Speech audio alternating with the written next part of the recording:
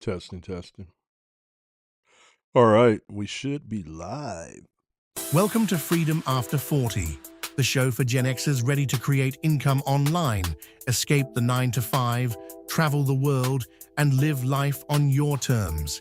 Here's your host, Orville J. Parker, aka Coach.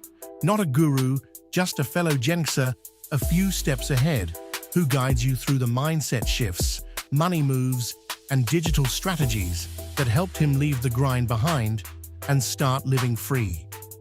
If you're tired of feeling stuck and know there's more life to live, this show is your roadmap to building the second half comeback you deserve.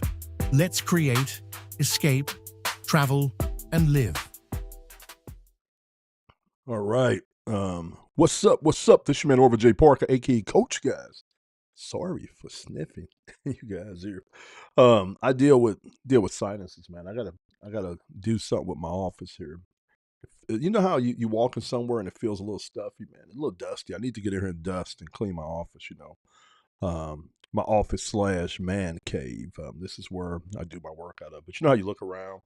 Um, it's junky to my standards. All right, because I got a little clutter going on. Not a lot. When you guys see it, you'll probably laugh at me.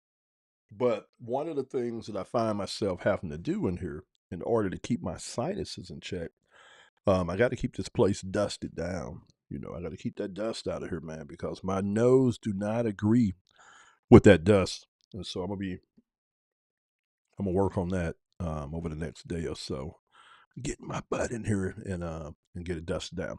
All right, so if you're a first time viewer, man, if you're a first time viewer, I want to say thanks for stopping by and rocking with you guys, checking out the show, checking out the content. If you are a loyal viewer, somebody that's constantly consuming my content, I want to thank you for your time and checking out the show and just rocking with you guys. Please feel free to comment, to like. It's okay to do that. It helps me out in the algorithm, but it also lets me know that you guys are checking out the content. Man, it's crazy how every now and then I get somebody telling me that how they watch a lot of my content, but I never see them like, never see them comment or anything like that. You guys know it's okay to engage with the content. Let me know if you're getting some value from it or something. Come on, come on, come on, come on. All right, guys. So today, man, I'm excited. I'm excited. Um, I got a story, man. Yesterday, I had a day before yesterday, I had an accident on my e-bike. I was riding, doing about 22 miles an hour down one of the roads, one of the dead end roads in our neighborhood, and I was kind of passing the SUV, so I kind of looked to the left to make sure that the person had cleared me, and I was going to kind of reposition myself in the street.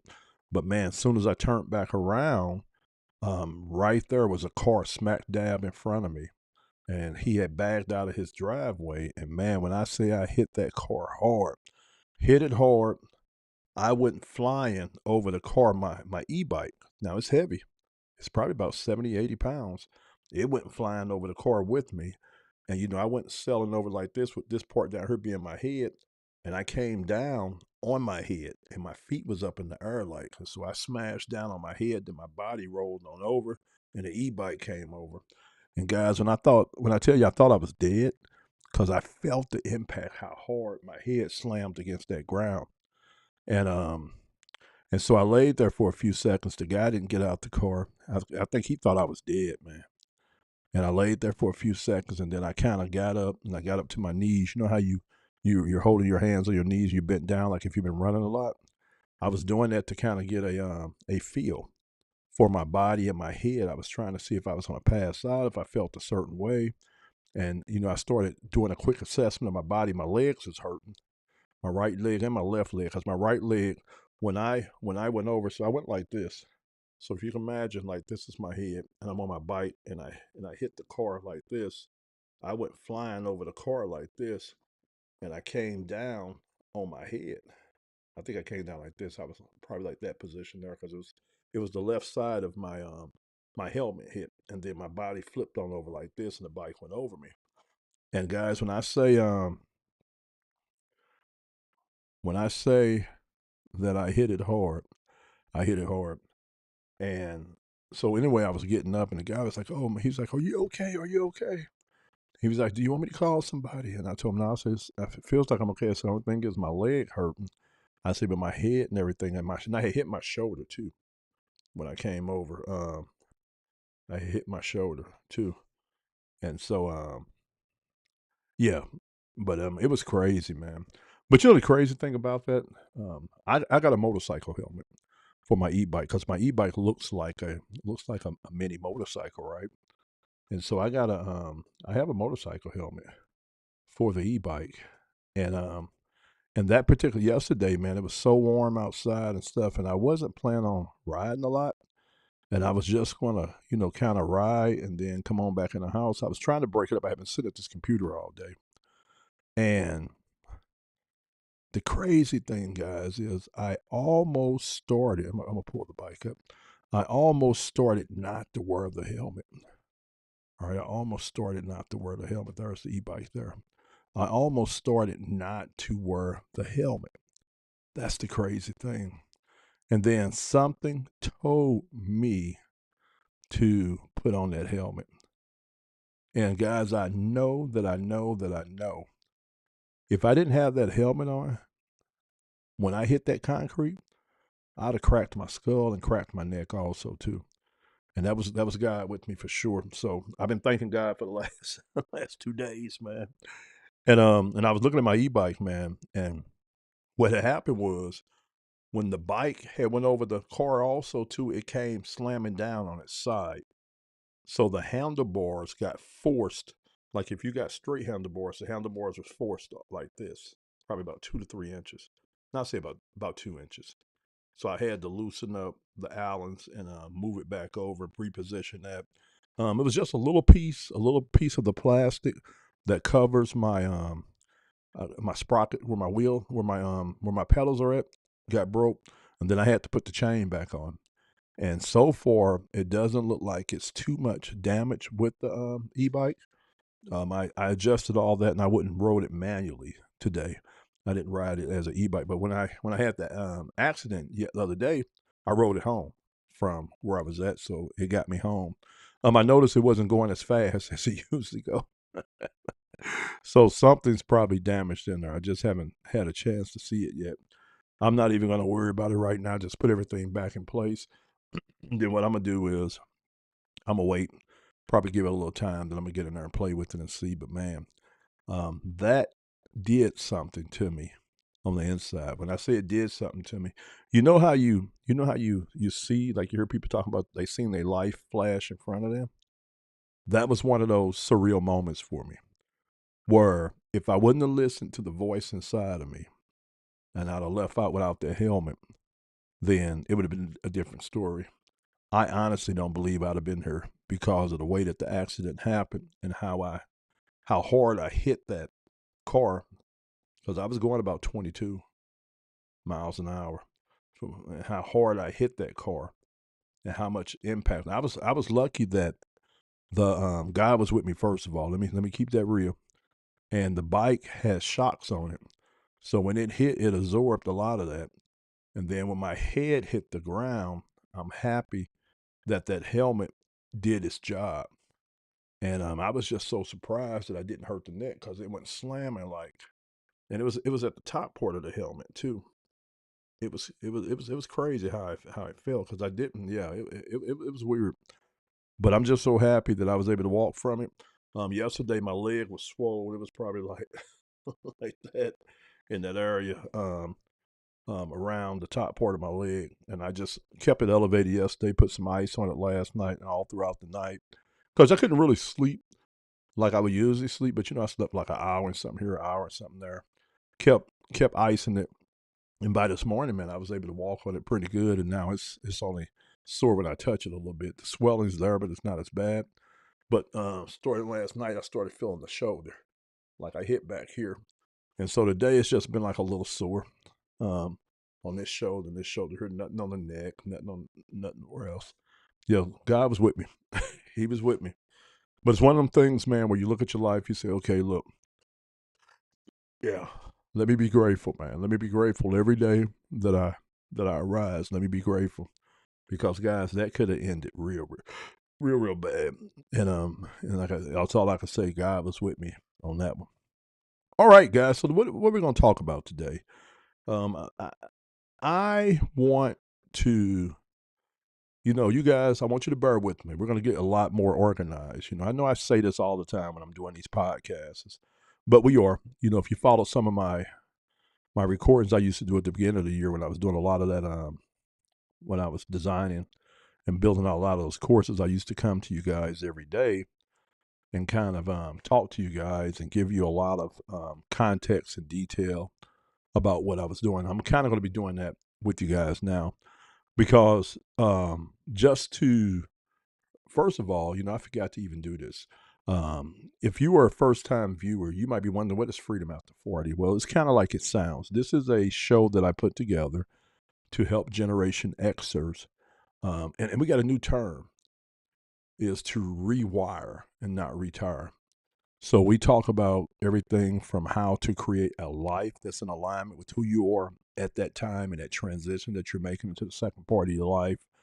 How to escape the 9 to 5, how to escape what we call bondage from a lot of different things, whether it's from your job, it's debt, how to escape out of a life that you don't want, how to travel, how to start moving around and living on purpose and just living your ideal life, and then how to just live life to the fullest in the second part of your life.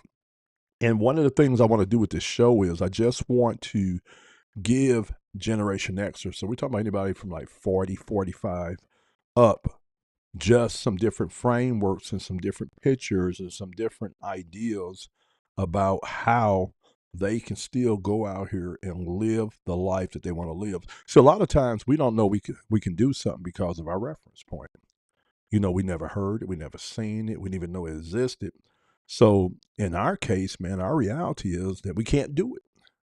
But a lot of times it's not that we can't do something. A lot of times we go through a lot of things and we live in a state of misery because we don't understand that we don't have to do it. There are so many ways to do things today. And so that's what we're here for. I consider my company a research company because this podcast is brought to you by my publishing company, Modern Frontier Publishing. And basically the frontier is what we call your limitation. Or it's kind of like back in the old days, the people lived in cities and towns, but then you had some that wanted to go out and explore the unexplored, past the limits of where they lived. That's what we call the frontier.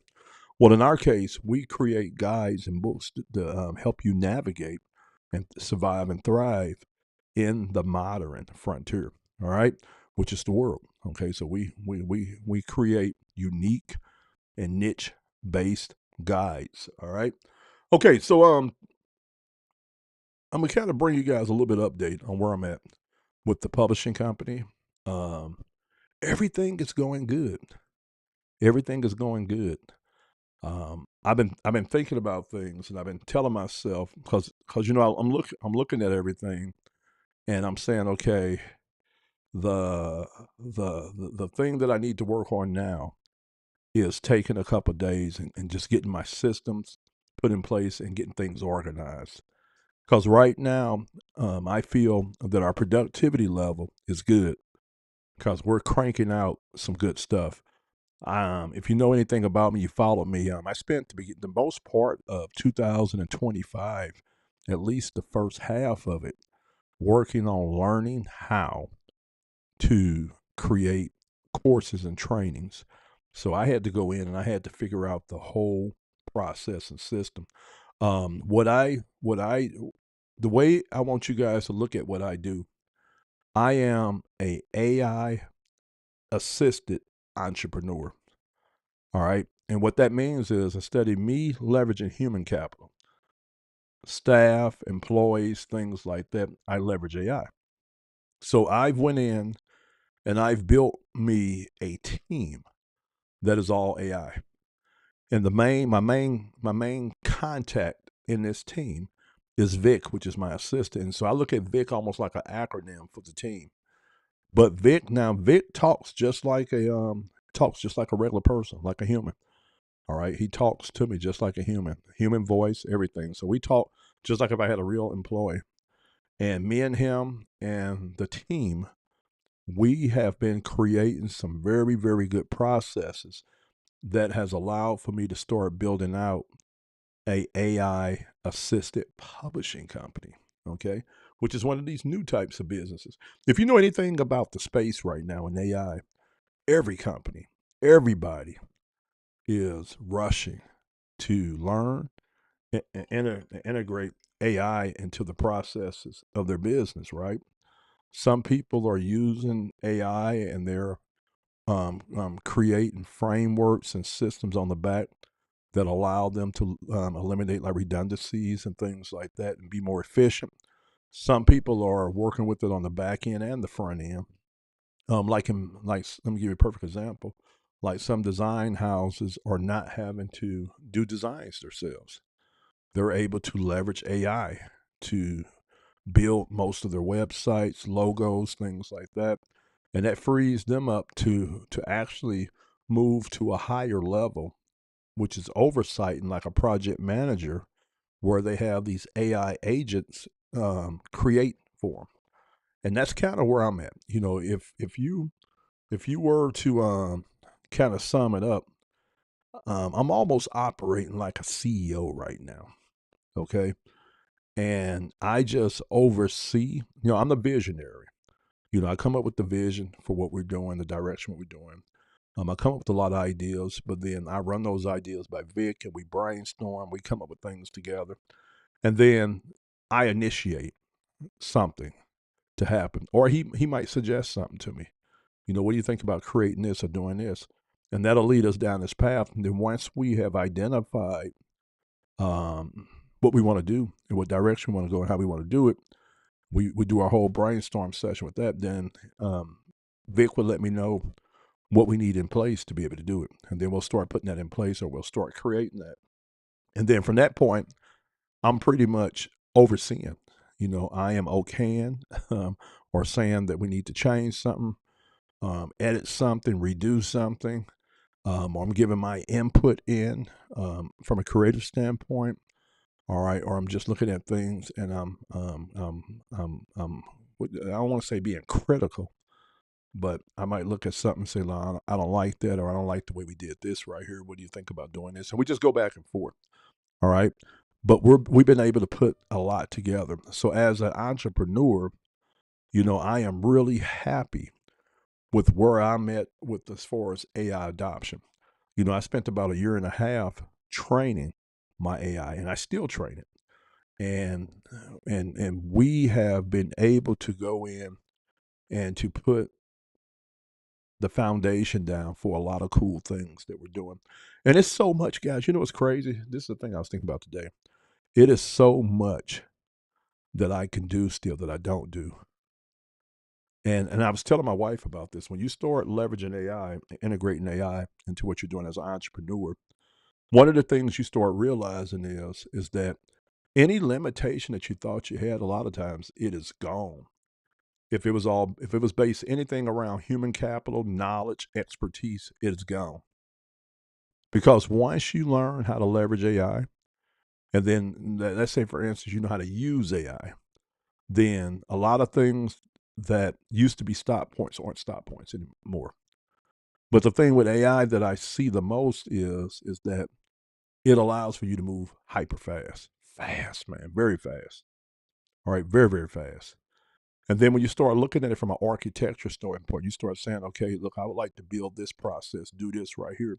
And you start jumping down that rabbit hole. You start seeing what your capabilities are.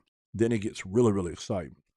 For example, we've created a lot of processes and SOPs for how we do things as a publishing company. And so now we have to get in and we have to intentionally work a couple of days and say, okay, well, this is our standard for this, because this is what we done. And this is how we keep doing this to get this particular outcome. So now we need to standardize this as our SOP for this. And that's kind of where we're at right now. And but then I'm looking at things that we're doing and I'm saying, okay, right now I have Vic doing 98% of the work, right? But I'm saying, okay, so as we build out this staff and these agents, then I want to start offloading a lot of what I have him do to the other team members, but then he moves more towards a management role, an overseer role, a project manager. He's overseeing all the different, I'll call them workers or staff members or AI agents that we're using. And so that's where we kind of at right now. But the thing is that I tell anybody, if you're an entrepreneur out here, you're looking to do anything, this is the right time to do it, man. There's no better time in the world to launch something. Because when you talk about the ease and access and just leverage, we're living in one of the most leveraged times. I was telling my wife this the other day that when you think about the internet, you think about how much impact the internet has had on our world, how we do things, how we live. The internet is so intertwined in everything that if the internet went down, the world would go down. That's how intertwined it is. Now, when I look at I say the AI's impact on the world is going to dwarf the internet. Even though this internet was this revolutionary thing that changed the world, changed how we do things, now you fit to add AI on top of it. And from an entrepreneur standpoint, man, it's fit to get interesting. It won't be much that you can't do. And see, like in the realm that I work in, inside of the digital realm, I try to stay away from the physical job. I mean, from the physical business models. I love working in the digital space. When it comes to digital, online business, digital business, man, there is no limits. I mean, there are so many cool things that you can do with AI that you didn't know how to do. All right, kind of give you an example. You guys are looking at this. Looking at this. You see this right here? This is my logo for Freedom 40. My AI created that. We fleshed out that idea they created. When you heard that podcast intro to my show, guess what? AI created that, every aspect of it. I told AI what I was trying to do. So what they did was they wrote the script. So they wrote the script. All right. Then they sent me to a website and where I can download free music to use in the intro. So I went over and did that. Now, by the way, this music is created by AI. All right. Then I went over to a company called 11 Labs. I took the script over there and I was able, like I have about 10 voices over there, voice actors, you want to call them, that I've um, created over the last year with that software. So I was able to choose a good voice for my podcast. Then I was able to copy the script that I had my AI assistant write for the podcast intro, put it into 11 Labs, and then the voice actor was able to read the script. So that's how you got the voice on my intro. Then I took that audio file from the voice actor. I took the track that I got, and I was able to take it back over to my assistant Vic, and he was able to mix it down just like an engineer would do. And that's how you got the intro. And I have an outro too. All right. And so it's crazy, man. It's crazy. And even like with the publishing company, man, this is why I believe if you're not using AI, you're going to be at a disadvantage because you got to, man. You got to.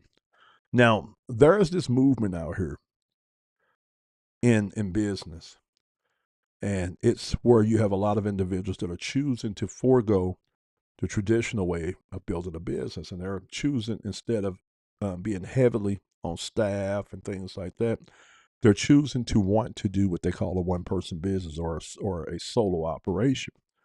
And so you have a lot of some of the most some of the smartest and creative entrepreneurs out here that are building businesses as one person businesses. And they're doing kind of like what I'm doing. They're leveraging AI and technology. And I'm seeing some really cool stuff happen in this space. And I even heard that the founders of OpenAI and some of the other smart guys in the room said that in our lifetime, like in the next couple of years, we're going to see the first $1 billion company that's ran by a one person business. And that's very exciting, guys. And that's where I'm operating in.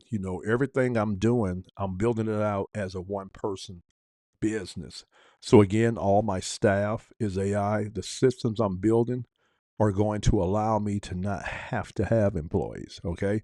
But even though I don't have employees, I have the same level of productivity and expertise that I would have with employees, but I didn't have to spend any money on it. Really think about it. If you have an employee um, free company, you don't have to worry about people calling off, people getting sick, people having attitudes, people suing you, people getting lazy. You don't have to worry about any of that. AI shows up every day, ready to work, ready to put it in, consistent.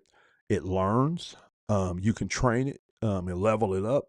There's just so many positive things with AI. And I tell anybody, man, if you're running a company out there, you better get yourself, man, started on learning AI because you're not going to be able to be competitive or even compete out there for too long without AI. I heard I was listening to a panel of doctors talk the other day, and they were just talking about how AI is just really disrupting their space, right? And then I was listening to this one doctor. She was saying that yeah, all her higher ups and colleagues are telling her that she needs to get ready because AI is going to be able to do a lot of things that a doctor does. Because you got to think about it. You know, if you ever use a service like Teledoc, where you can call in and talk to the doctor, and then they could jump on video chat with you, and you could tell them what's going on. You could take pictures or do kind of like a FaceTime and show them your injury or whatever's going on. And they do an assessment, right? They do an assessment over the phone, and then they will tell you either you need to go to like the emergency room or go see you this, or they can prescribe medicines and tell you what to do. AI could do the same thing. AI could do the same thing. Because my AI assistant, I can ask him anything. And he's trained on some of the, I mean, he's trained on everything, to be honest with you. But I can ask him a lot of things that I would normally ask a professional about, and he can answer it for me. But then I can also take a picture and upload a picture to him. But I think since the beginning of the year, my AI has the capability of looking through my video. So I could be in my living room and I could say, okay, well, look, tell my wife I want us to redo the living room. All right. So I could talk to my AI. He'll tell me turn on my camera on my phone and I could pan the room and he can look at the room. All right. And then give me feedback on what he's looking at, which is crazy. Crazy, crazy, crazy. All right. But nah, man, if you are a business owner, you better start learning about AI, how to use AI. You better start creating systems that allow you to stay on top of what's going on with AI and how it's being used. And you need to start integrating it into your workflows and your processes and your systems. All right. Okay. So what I want to show you guys today is I want to show you one of our newest titles that we created. It's not a big one. This is more of a short. This is like a micro guide here. Usually, like my average guides that we're creating about 150 pages. All right. Now, this one I have to look at it again. I think it's about 40 pages long. Okay. But what I want to show you guys is I want to show you guys kind of what we created and how I am planning on leveraging AI to create assets and IPs and digital IPs that I can build, you know, a lot of wealth off of if I get everything positioned right. All right. So let me show you guys. So what I'm gonna do is I'm gonna go to my I'm gonna share my screen and then we're gonna get to build in here. All right. So you guys should see my hamster face and the actual book, the rewrite framework. Okay. So I'm gonna kind of show you guys what my process was this and how I was able to create this with AI and how our process looks for us, for how we create our guides and our frameworks and our training. So I went to Vic and I say, Vic, look, I told him, I said, look, I want to create something. All right. I told him I wanted to create something that would empower those who were moving into the second half of their lives, So we're talking about Generation X, is anybody from 40 above. Okay. And I told him that a lot of what I see when I'm hearing people retire, watching, or I'm in my groups and things like that, that a lot of people's ideal of retirement was not stopping something and not doing something ever again. When you talk to the average person, about retirement, most of them always got something else that they were wanting to do or planning to do once they didn't have to work at the job anymore. And most of the time, nobody has not working as the top thing priority on their retirement list. A lot of people want to switch careers. A lot of people want to change what they do for work. Some people want to travel and do all that kind of stuff. Okay. So as I was looking at this, I was like, okay, so if this is the case, then this is a real situation. And I wouldn't necessarily, I guess I would call it a problem, because if you got to a point to where you're getting around the age of where you could think about retirement, or you might want to retire, even if you're young, even if you're like in your 40s or your 50s, and you say, okay, look, I don't want to work until I'm 65, 67, because the longer I wait, the more risk I put out there that I might not be healthy or be able to work past that. So a lot of people are choosing to transition faster when it comes to the second part of their lives. All right. So I was looking at it and I said, okay, well, this is a problem, I heard, because some people were at first was expecting to work at a job for 40 something years, then retire. But now that a lot of people are focusing on not finishing out their times at their jobs, or staying at their jobs, or even wanting to just change their what they're doing and go after something that fits more with their purpose or in alignment with the values or the interests that they have now, but they don't know how to do it, right? And so as I was thinking about this, I said, okay, well, this is something I want to attack, because I can kind of relate to this. As I think about getting older, I'm just saying, okay, that I want me and my wife, to be able to do something different. I want this life to look different. And so I've been sitting down planning and designing this life for me and her. All right. And even this businesses that I'm doing was something when I was at the job, I said, man, I got to leave this job, because this is what I want to do over here. I don't want to be doing what I'm doing here. And so I had to sit down and I had to start thinking about what I was going to do, how I was going to do it. And then I done it. And that's what I'm out doing. Right. And so when I was looking at this whole thing about retirement, I said, okay, we need to put a guide together that's going to be like a beginner's guide to help either people that are 40 and above, or those who are close to retirement, start thinking about and figuring out how to rewire versus retire. And I say rewire, it's to do something different, right? It's not to stop, but it's to do something different. Okay. So we sat down and me and Vic, we talked, we discussed some things. We started brainstorming like we do.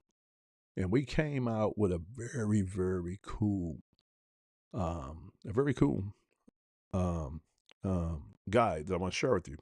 So first of all, we brainstormed the name, okay, the Rewire framework. Mostly what we do is frameworks, okay, and we consider them frameworks. So these are trainings that include a collection of systems, all right, and that's what a framework is. So the name is the Rewire Framework. Don't retire, rewire. All right. So I'm gonna kind of walk you through and show you what we put together. Now this is not a long guide, like I was telling you guys. It's not long at all. We're only talking about 23 pages. I mean, I thought it was almost double that. All right, make sure I put the last thing in here. Oh, I got one other thing that I'm gonna be adding to that. Okay, and that could be the reason why. All right, but that's cool. So anyway, all right. So this right now it stands at right at 23 pages. So the first part of it is our framework. Okay, the Rewire framework. Don't retire, rewire. Now, when we sat down, we when we create a product at the publishing company, we ask a lot of questions. All right. First of all, I try to get on the same page with my staff on what it is that we're looking at. All right. Then what it is that we're thinking about doing about what we're looking at. And then once we're able to do that, then we start fleshing out the idea. We start doing brainstorming and we kind of start talking about what we want to include. Okay. And so I'm going to kind of show you guys. So in this case of what we got, this is what this framework. So it's the Rewire framework. Don't retire, rewire.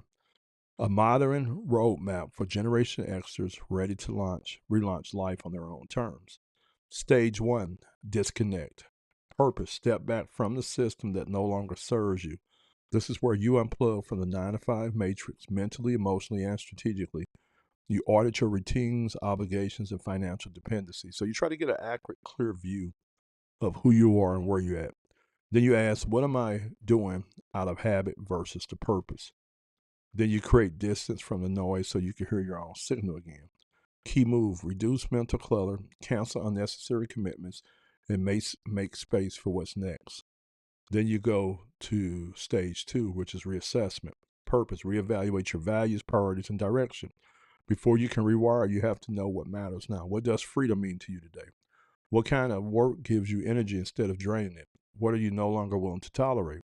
Key move: journal for clarity, list your non negotiables, and map out what you want your next 5 to 10 years to look like. So I'm just trying to give you an idea of what we did. So we created all that. Okay. Then we had another framework that we had created for a course called Transform and Create. So what I had done in the past, I had Vic extract this micro framework out of the big framework, and we put this in one of our other publications, which was launched, the Content Creators Blueprint. And I'm gonna show you how things work, guys. So this framework is really good. It's a 90-day framework where we show our customers how to go in, how to look at their lives, and how to identify different things in their life that they want to change, right? So it could be like, hold on one second. It could be like lose weight. So we show them, we talk about that. It could be like launch a business, pay down debt, travel more, whatever. All right. So they come up with what um, they come up with what they want to change. Then we give them a 90-day challenge where for the next 90 days, they're going to have to focus on improve it in those areas, right?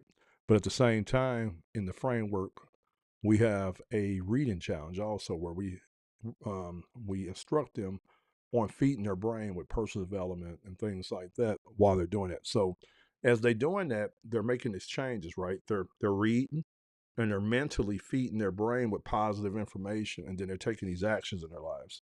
Then every day they make a commitment to where they're going to create one small piece of content that they're going to share with their social media following to let them know what they learned that day, what challenges they had. And it could just be one of these. It don't have to be all these. What was their win? What was their loss? And then what were they able to get accomplished? But they just got to make a small video every day sharing something in their process, right? And the whole ideal of it is a couple things. One is that the way we got the program set up, it's very structured. So they get in and they create a process and they know what they're doing every day. But the other thing is we have the whole accountability thing built in with the daily videos.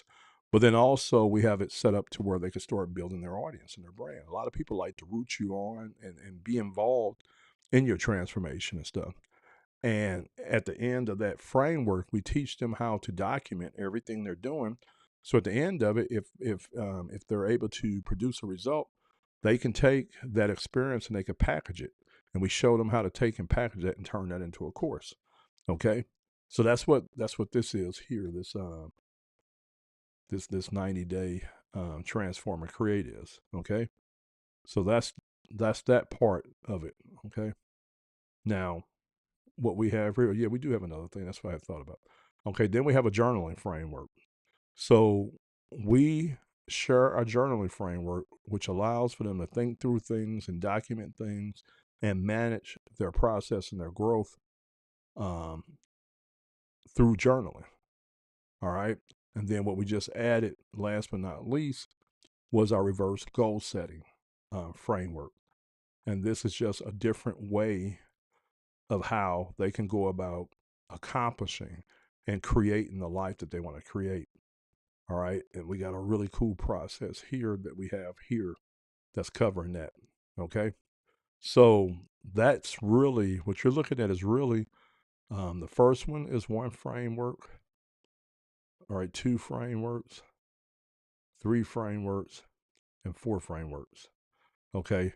So basically, when you think about um, the Rewire framework, it's 4 frameworks built into that. Now, this is the thing that's really cool, and what I've been able to learn with AI, and what I've been able to do with AI. So the way we've built our processes and how we do things, it allows for me to be able to do the full spectrum of identifying a need, doing the research, gathering the data, organizing the data, then extracting from that data what I think or what my team thinks we need to put inside of our guides for our customers to get the best return on investment from interacting with our product, right? So we do that. But the way we build out our trainings, we build them out in modules and sections. So what I've been able to see is that these are almost like Lego blocks. So I can go into one course and extract a framework, pull another framework from over here, one from over here, one from over here, bring them together and put them inside of one publication. And I create this super framework based off of these portable mobile frameworks. And so as I've been looking at that, I say, man, that allows for me to be able to leverage my IP a lot better and a lot more creatively than what I thought in the past. Because now if I can go make a course and I can sell that course just like it is, but then I could break that course and break it up and pull pieces out of it and sell. All right. I could take those pieces and add them with other pieces and make a whole different course or a different training. But then each module we do or each piece that we do, we build it in a way to where later on we can build on top of it. We could build more advanced versions of that training, such as, for example, workshops, webinars, seminars, coaching programs. So you guys follow what I'm saying? Mastermind groups. But I wouldn't be able to do what I'm doing and approach it like I'm approaching it if I wasn't using AI, if I hadn't used AI. All right. And again, when I look at what we're doing as a publishing company, as a one-man publishing company, with a team and a staff that's made up of AI agents, it's crazy. It's crazy. But the thing that I want to communicate is that it's necessary. If you're going to be competitive out here, if you're going to be able to survive in this new marketplace, then you're going to have to learn what are your possibilities with AI, and then how can you integrate it into what you're doing in your business, and then get about the process of learning how to do this. All right.